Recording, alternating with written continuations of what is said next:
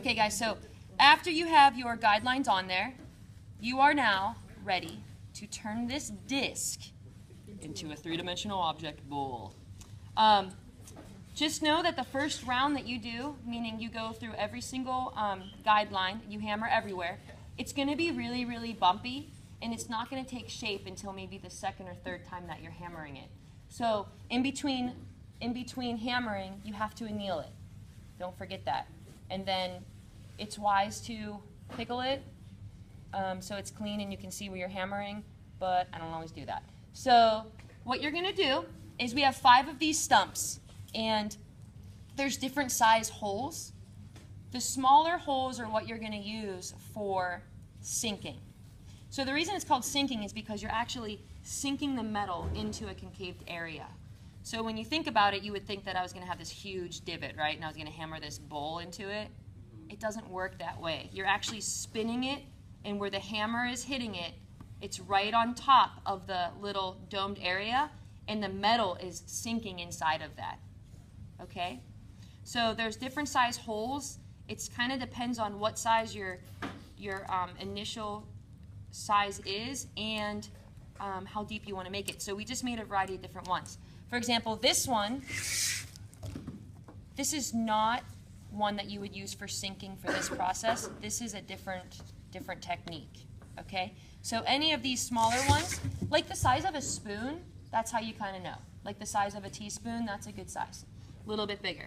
So the hammers that you would use, you don't have to be super selective. We have to share our hammers, but as long as it's a round head, you're good.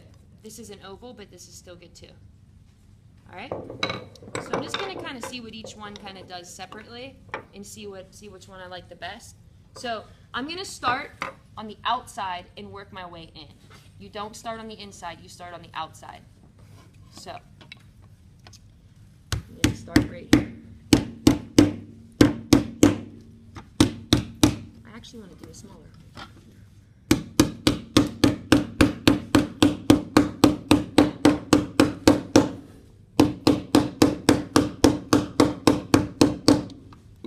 This is where you're going to be doing a lot of hammering, so you don't want to hold a hammer incorrectly.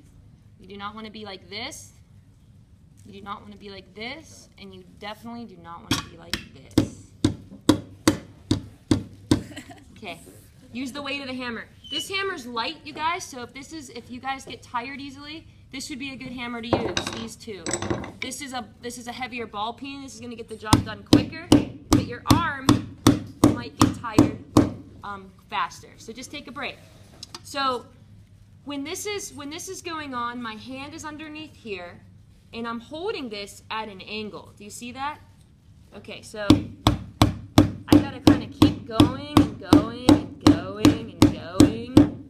And so you'll notice after you do some hammer blows, you don't probably need the lines anymore because you see it, right? You can see where you've hammered. But I don't know. I still sometimes use guidelines just because I think that they're helpful, and sometimes I'm not paying attention all the time. So for me, it's helpful.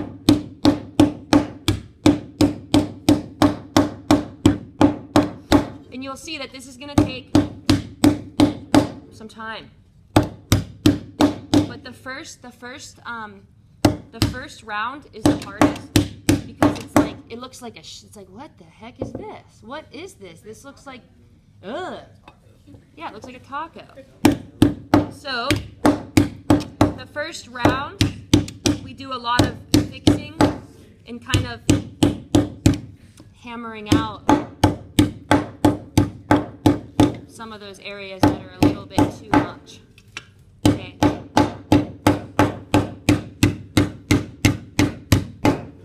So that's my first. There's a first round. I'm going to flatten this a little bit because this is starting to taco. I'm using a rawhide on table just so it's a little more feasible. Now I didn't work hard in it because it was wood on wood, right? So it wasn't. So now I'll do another round, you guys, and then I'll kind of let you guys can watch, but we don't have to videotape it. But I'm going to kind of keep doing this, and then I might show you what it looks like at the very end.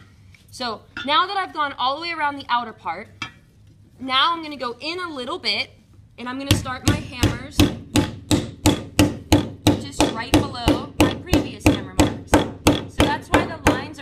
helpful.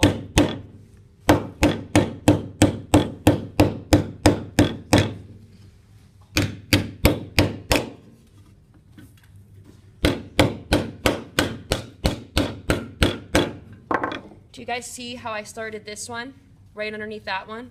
I'm going to keep going around and around and then around and around.